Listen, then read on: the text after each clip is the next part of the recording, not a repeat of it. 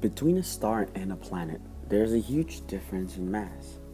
Have you ever wondered if there's anything in between the two? Believe it or not, there are objects in our universe that are neither a star or a planet. These objects take characteristics from both but can't be quite considered one or the other. But in order to understand what these objects are, we must first understand the difference between a star and a planet. For example, stars with only 0.08 times the mass of our Sun can start fusing hydrogen at their core and generate energy. This hydrogen fusion is sustained by something known as degeneracy pressure, which keeps a star in constant equilibrium by pushing against the crush of gravity with the energy created from fusion. In a sense, it's a never-ending battle. A planet, even one as massive as Jupiter, only has about 1% the mass of our Sun, which means that it has a long way to go until it reaches that 0.08 solar mass limit needed to start fusing hydrogen. But what about the intermediate step between a planet and a star? What would happen if there were an object that was almost as massive as a star but just fell short of that mass limit? Well, we'd have a brown dwarf. Brown dwarfs, informally known as failed stars, experience a halt in their contraction due to degeneracy pressure. Thus, they never begin the crucial step of fusion necessary to become a real star. This degeneracy pressure will not diminish with time, so gravity will never gain the upper hand. Instead, the failed star will slowly radiate away its energy, cooling down with time.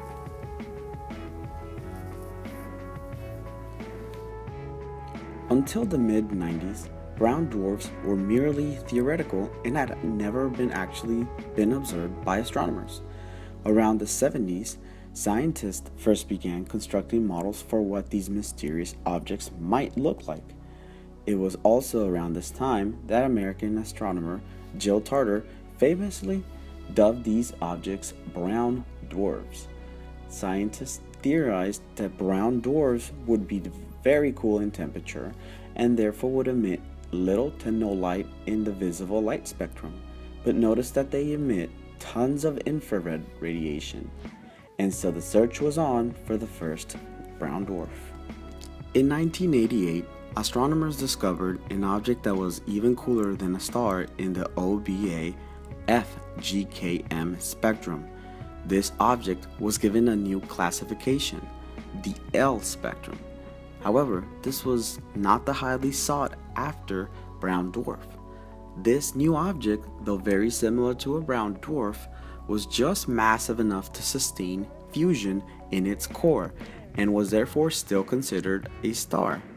This created a dilemma for astronomers since new brown dwarfs are very hot and mimic low-mass stars, making the two nearly indistinguishable. It has been discovered that brown dwarfs contain lithium, creating the key distinction between brown dwarfs and L stars. Armed with this new knowledge, scientists set out to finally find the elusive brown dwarf. In 1995, a team of Spanish astrophysicists marked the discovery of the very first brown dwarf. Using the William Herschel telescope at Roque de los Muchachos Observatory, they named it Theta 1. Theta 1 is 55 times the mass of Jupiter and is just below the 0.08 mass limit needed to fuse lithium. Theta 1 was classified as a T dwarf. T dwarfs were determined to range between 0.05 and 0.07 solar masses. They are magenta in color and they burn lithium and methane in its atmosphere. At around the same time, another brown dwarf was found that was even cooler than Theta 1. This object was called Gliese 229b.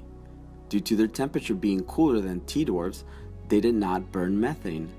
This led to yet another classification, the white dwarf. White dwarfs are completely dark colored in the visible spectrum, but can also be spotted with infrared telescopes. White dwarfs were determined to range between 0.012 and 0.05 solar masses, bridging the final gap between planets, T-dwarfs, and the rest of the stars.